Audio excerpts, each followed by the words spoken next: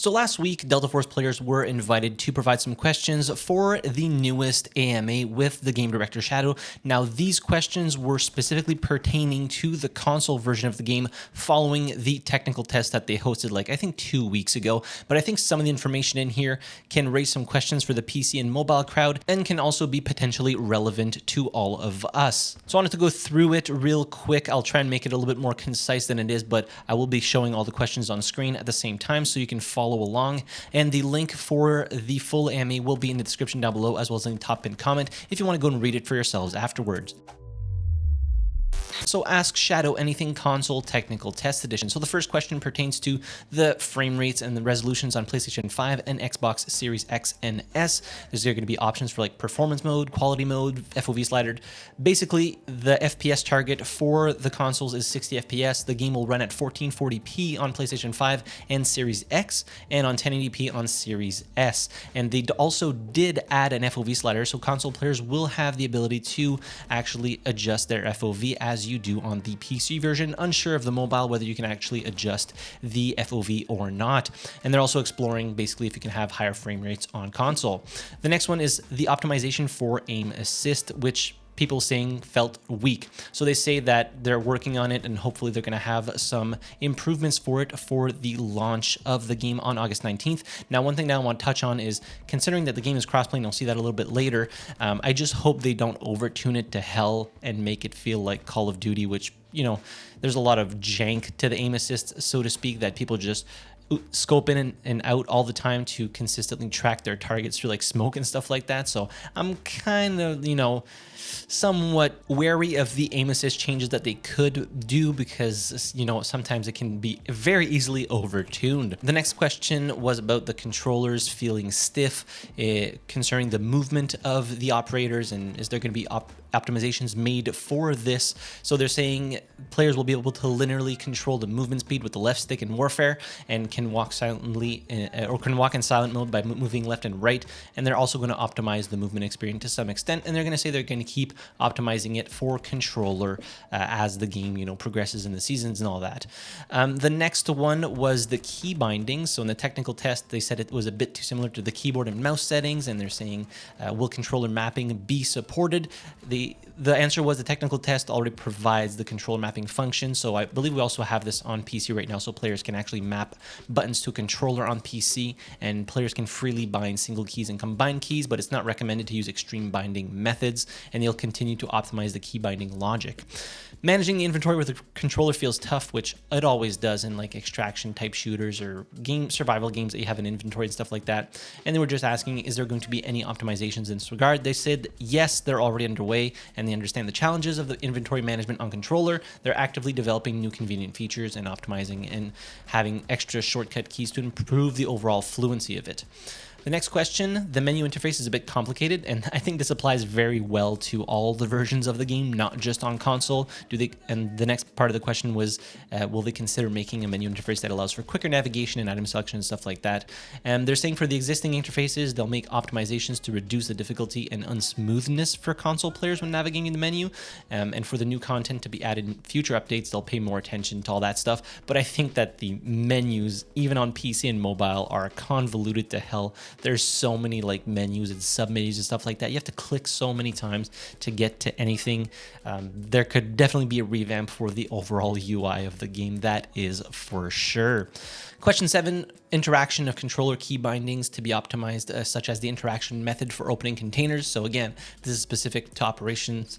They're saying that the official version will change the long press to actually open up a container to short press, and in future updates, they're going to keep optimizing key bindings for interactions, allowing players how they want to use the keybind to interact. So if you've looked at some of the keybinds in Delta Force, sometimes you have the option to well, this one I want to actually hold the key to be able to do it, or this one I want it to have it toggle. So I'd imagine they're probably going to do stuff like that for the console version as well.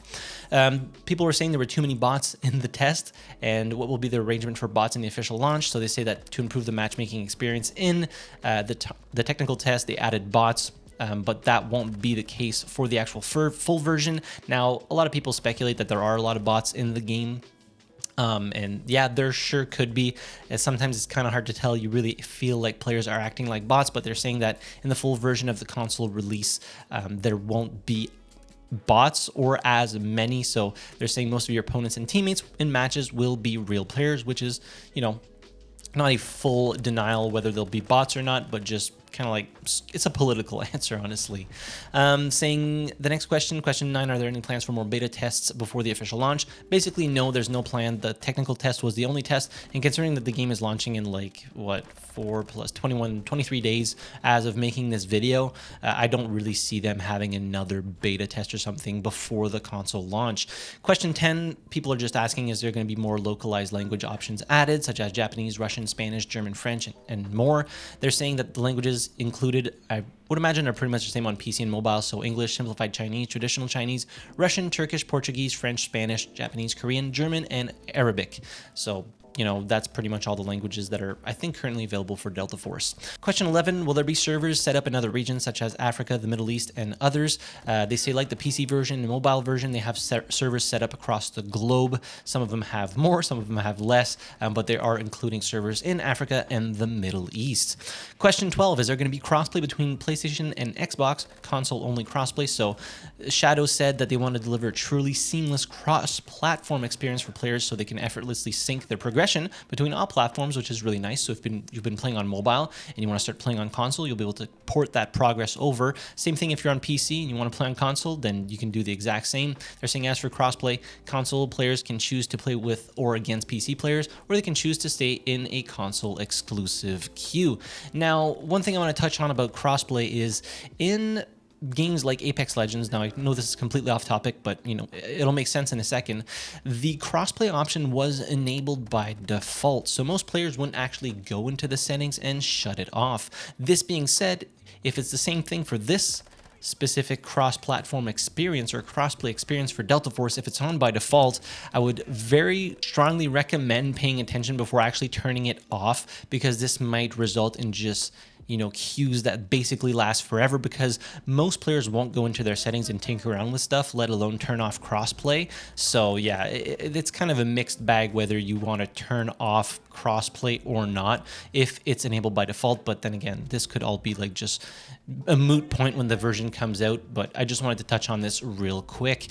For FPS players, anti-cheat measures are crucial, especially in the console version. There's extra concern about the converter behavior, so I think there's like Chronuses and stuff like that. I'm not 100% sure on all the attachments that you can have on a controller to control recoil, or people using devices such as mice or keyboards, and keyboards rather.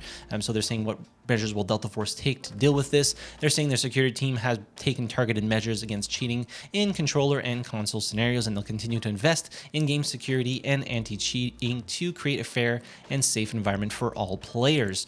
So yeah, let me know how cheating is generally in first-person shooters in the comment section down below on console specifically. If you are a console main, do you find a lot of people or suspect a lot of people from using those devices that allow them to control recoil better, or basically control recoil for them? I'm really curious, as I don't own a console myself and I don't really play games on anything else than my PC.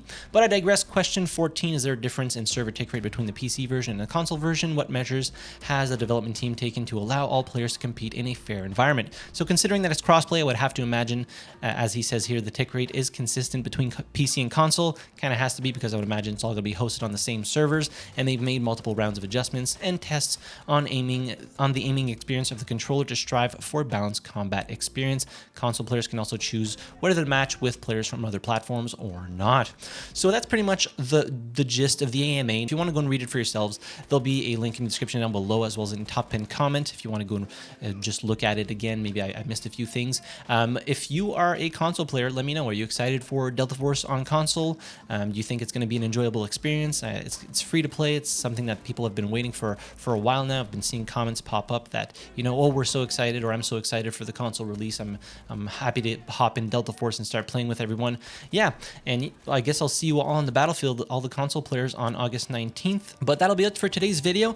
If you enjoyed it, hit the like button, subscribe to the channel if you haven't already, and as always, thank you very much for watching. I really appreciate it, and I'll see you guys in the next video. Have a good one.